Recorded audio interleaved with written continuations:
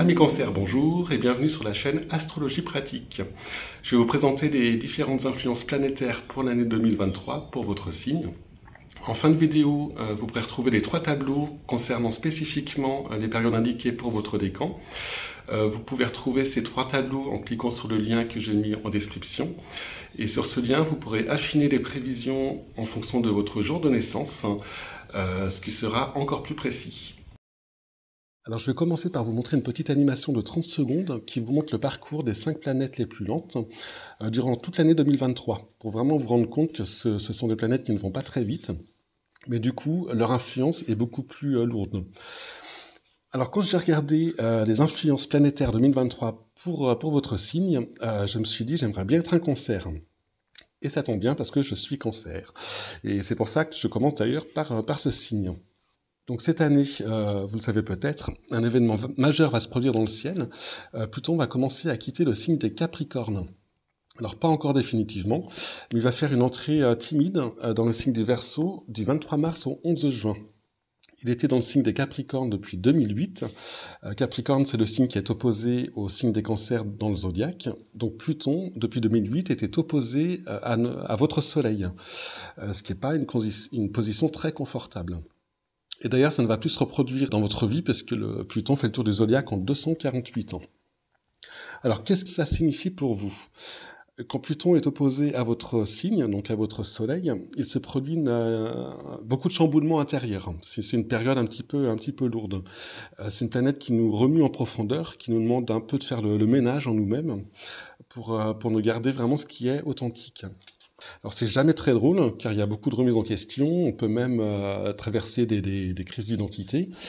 Et si on résiste à ces changements qui sont demandés par cette planète, ce sont souvent des événements extérieurs qui sont jamais très, très heureux, qui vont nous obliger à revoir nos positions ou à nous remettre en question, en tout cas à nous faire réfléchir sur nous-mêmes pour nous débarrasser de ce qu'il n'y a plus lieu d'être. Des mauvaises habitudes, des anciens patterns, des vieux schémas de pensée. Donc depuis 2008, vous étiez dans cette ambiance un peu lourde, alors pas en permanence, hein, c'est plutôt un courant de fond, mais là ça y est, on voit le bout du tunnel, donc il y aura une première bouffée d'air frais pour tout le signe au printemps. Et seulement les natifs des 3 derniers jours du dernier décan pourront encore sentir une influence plutonienne à la fin de l'année 2023, donc dans le 2e semestre. Donc à partir de cette année, vous allez commencer à sortir de l'ambiance plutonienne, qui était un peu pesante depuis pas mal d'années, parfois un peu morbide par moments. Et vous allez retrouver une sorte de légèreté, un peu comme un poids qui sort de la poitrine. Alors ensuite, nous avons Neptune, qui est la 2e planète la plus lente après Pluton. Donc elle aussi avec une influence très marquée et qui dure longtemps. Donc Neptune, comme en 2022, est toujours en Poisson. Le Poisson est un signe d'eau, donc c'est un signe ami du Cancer. En général, Neptune ne provoque pas d'événements. C'est surtout en trigone, comme c'est le cas en ce moment, et comme ce sera le cas en 2023. Neptune, ça donne plus une tonalité à une période, un peu comme une ambiance qui adoucit d'ailleurs l'opposition pesante qu'on a connue là avec Pluton. Donc 2023, ce sera une bonne année pour tous les artistes Cancer, puisqu'elle développe la créativité, l'inspiration. Mais ça, c'est valable pour tout le monde. Vous aurez des bonnes intuitions, une vision profonde des choses, des autres, et même de vous-même. Il y a un côté spirituel aussi dans ce transit de Neptune. Vous pouvez par exemple vous découvrir une foi, sentir un appel vers une activité liée à la spiritualité. Vous pouvez être attiré par un domaine lié à l'humanitaire par exemple. En tout cas, dans cette année, aucune déprime en vue. C'est souvent lié à une mauvaise influence neptunienne. Et il y a un moral qui devrait rester au beau fixe. Ensuite, on passe à Uranus. Donc, Uranus était en Taureau en 2022, il va y rester en 2023. Le Taureau, c'est un signe de terre, et les signes de terre s'entendent très bien avec les signes d'air, comme les signes de terre s'entendent très bien avec les signes d'eau, comme le Cancer. C'est un peu pareil entre les signes d'air et les signes de feu, qui s'entendent bien entre eux. Donc Uranus va être sextile à votre signe durant toute l'année 2023, ce qui est un excellent aspect planétaire. Uranus, ça vous apporte un surcroît d'énergie, des nouvelles envies, une motivation accrue.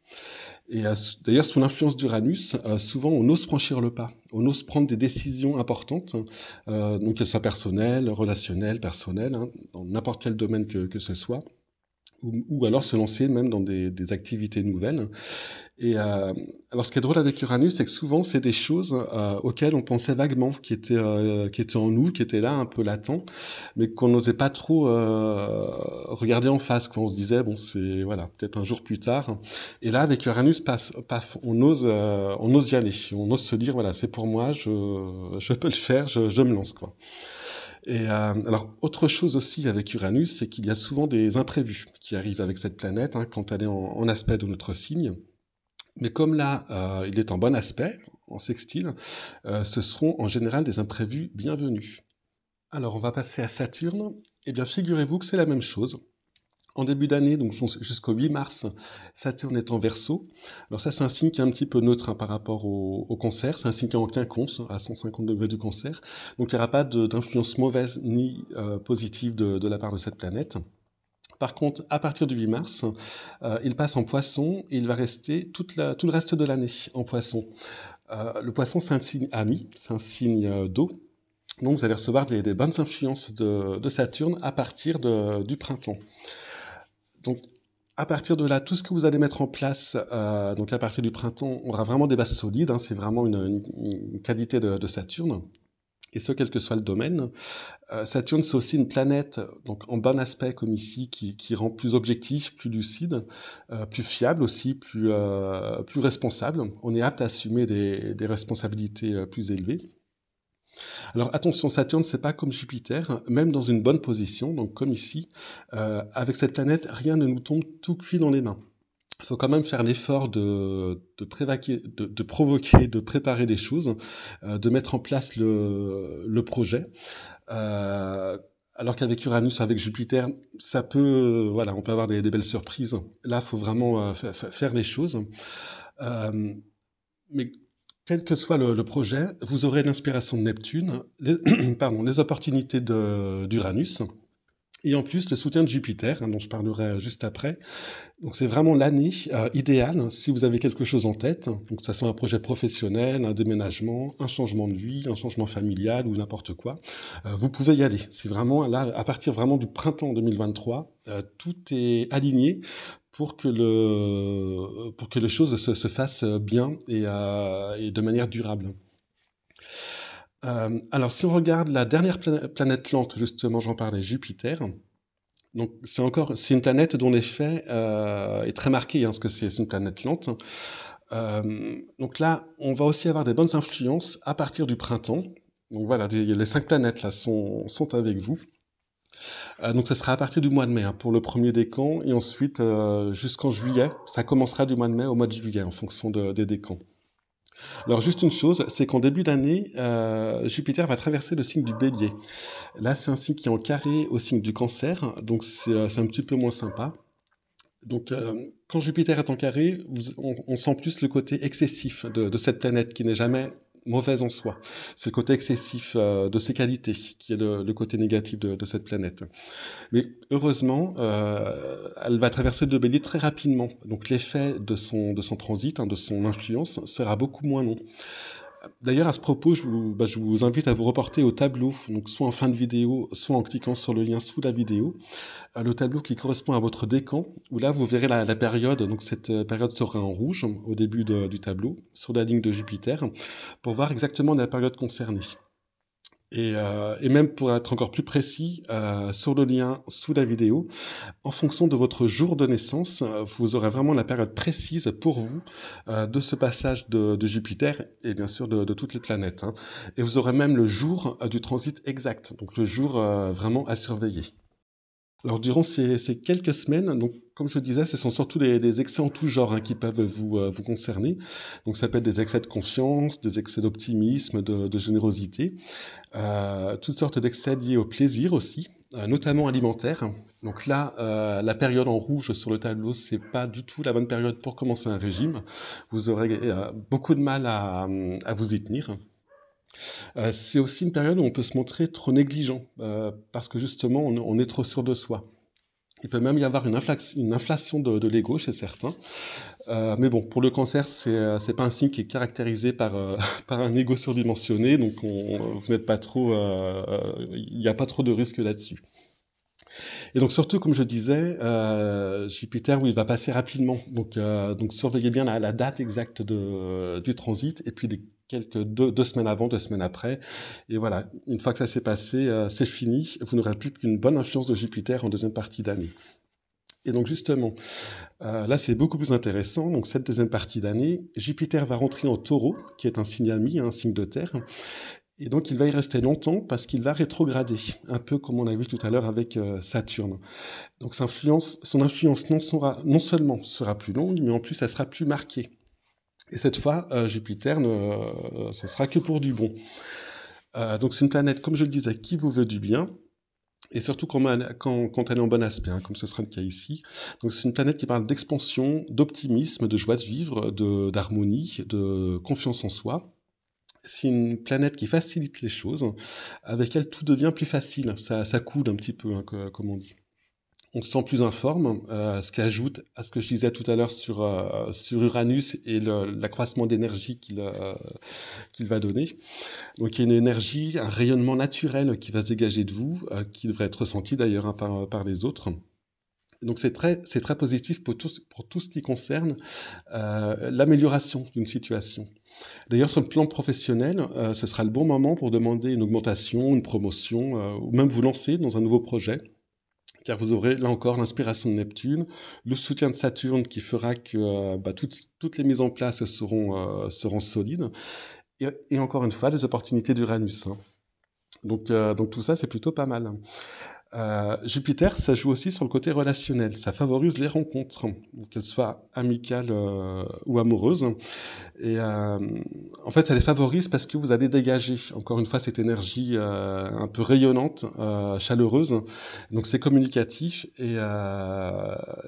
ça attire les autres. Hein. Alors ce sera aussi une bonne période, donc pareil, hein, dès le début, fin de printemps, début été 2023, si vous devez officialiser les choses au niveau sentimental. Par exemple, s'il y a un mariage en vue, c'est une super période parce que le Jupiter va le favoriser et Saturne va y mettre des bases solides, le solidifier et l'inscrire dans la durabilité. Alors, on va passer maintenant aux planètes rapides. Donc, les effets des planètes rapides est moins marqué et plus court que celui des planètes lentes. Hein. C'est des effets qui durent quelques jours. Mais vu la bonne année que vous allez connaître, ça peut être utile de se servir de ces moments clés. Pour ces planètes, en fait, le plus simple, c'est de se reporter au tableau par décan. Donc, je vous les mets, je vais les mettre un par un, et vous pourrez faire une pause sur le décan qui vous concerne, hein, pour regarder toutes les colonnes et toutes les lignes. Et de toute façon, vous avez le lien pour accéder à ces tableaux en description, sous la vidéo. Alors, on va commencer par Mars. Donc 3 fois dans l'année, donc pour tous les cancers, hein, Mars va être sur votre Soleil ou en bon aspect du Soleil. Donc ce sont des périodes jaunes et bleues sur le tableau. Donc ce sont des périodes qui durent quelques jours. Et c'est des périodes durant lesquelles Mars nous donne un petit surcroît de motivation, un surcroît d'énergie, de combativité. Donc vous serez plus convaincant, plus persuasif, plus entreprenant. Alors c'est une planète qui stimule aussi la libido, hein, faut le savoir. En fait, Mars représente l'énergie sexuelle, hein, dans un thème astral. Il y a aussi une zone où Mars est en rouge, hein, sur le tableau. En fait, il sera en carré au Cancer. Alors là, c'est un petit peu la même chose, sauf qu'en plus, il peut y avoir de la nervosité. Donc l'énergie qui va être augmentée par Mars, par le passage de Mars, sera peut-être moins maîtrisée que lorsque la période est en bleu ou en jaune. Alors, autre chose que je ne vous ai pas précisé, c'est que sur le lien sous les tableaux, vous avez chacune des planètes indiquées en vert. En cliquant sur la planète, sur une tablette un peu éventuellement, vous avez toute l'interprétation de la planète en fonction de la couleur qu'il y a dans votre tableau. Donc le jaune, le rouge et le bleu. Donc du coup, pour des planètes rapides, là je vais pas m'apaisantir durant cette vidéo. Vous avez toutes les explications directement sur le site, hein, sur le lien. Et pour Mars également, et ainsi que pour toutes les planètes rapides, vous avez aussi sous le tableau donc pour chaque planète les périodes indiquées en rouge. Et en cliquant sur la période, donc ce sont des mois qui sont indiqués, vous aurez la courbe avec votre date de naissance. Et donc vous aurez vraiment la période précise en fonction de votre jour de naissance pour chaque aspect, hein, chaque zone colorée qu'il y a sur le tableau. Vous aurez également le jour exact de l'aspect, donc vraiment le point chaud de l'aspect, donc le jour qu'il faudra éventuellement surveiller en fonction de vos projets. Alors, autre précision, concernant les 5 planètes lentes, donc Pluton, Neptune, Uranus, Saturne et Jupiter, si la période n'est pas colorée, ça ne veut pas dire qu'il n'y a pas d'influence, hein, car ces planètes étant très lentes, elles colorent l'ensemble du signe. Mais les zones colorées en bleu, jaune et rouge sont celles où votre décan reçoit la plus forte influence, hein, dans l'année. Alors ensuite, pour le Soleil, donc là, vous verrez qu'il y a très peu de zones colorées, car cette planète a très peu d'impact en transit. En fait, elle joue le rôle de déclencheur. Elle déclenche souvent le transit d'une planète lente qui est déjà en aspect avec votre Soleil. Donc tout le monde n'est pas concerné. En cliquant sur le nom de cette planète, donc sur le Soleil, hein, qui est indiqué en vert sous le tableau, quand vous cliquez sur le lien, vous verrez si vous êtes concerné en fonction de votre jour de naissance. Et là, vous verrez, tout est indiqué. Hein, vous verrez, c'est très simple à utiliser. Alors, on va finir avec Vénus et Mercure, donc encore 2 planètes rapides. Donc Vénus, elle n'agit sur vous que quand elle va passer en Cancer. Donc là, ça sera la période qui sera en jaune sur le tableau sur la ligne de Vénus. Donc pour les cancers, c'est en mai et en juin qu'elle va passer sur votre signe. Donc c'est un effet qui dure pas longtemps, hein, une petite semaine, 5-6 jours maximum. Mais c'est une semaine plutôt sympa, car elle va vous donner une sorte d'aura, un peu comme un pouvoir accru de séduction. Vous allez vous sentir particulièrement détendu, disponible et ouvert aux autres. Il y a aussi un côté romantique, hein, qui sera peut-être plus prononcé chez vous pendant ces quelques jours. Et alors, il faut savoir que ce sont souvent des moments qui sont propices aux rencontres amoureuses. On en voit souvent se produire, hein, sous transit de Vénus. Et ce sont des moments où la chance est souvent au rendez-vous également. Alors, on termine par Mercure. Cette planète a une petite influence, mais beaucoup moins importante, hein, que toutes les autres planètes. En fait, elle agit surtout quand elle est rétrograde sur votre signe, donc sur le signe du Cancer, c'est-à-dire quand elle s'attarde plus longtemps sur le signe. Et là, ce ne sera pas le cas en 2023. Vous pouvez tout de même consulter les périodes d'influence sur le tableau. Donc, c'est des périodes où elle rétrograde dans d'autres signes, des signes qui sont plus ou moins amis avec le Cancer. Et vous pourrez voir sur l'interprétation de la planète, en cliquant sur le lien, ce qu'elle signifie. Voilà, je vous remercie de m'avoir écouté. Je vous souhaite à tous une très bonne année 2023 et je vous dis à bientôt pour des prévisions mensuelles où on pourra affiner un petit peu tout ça.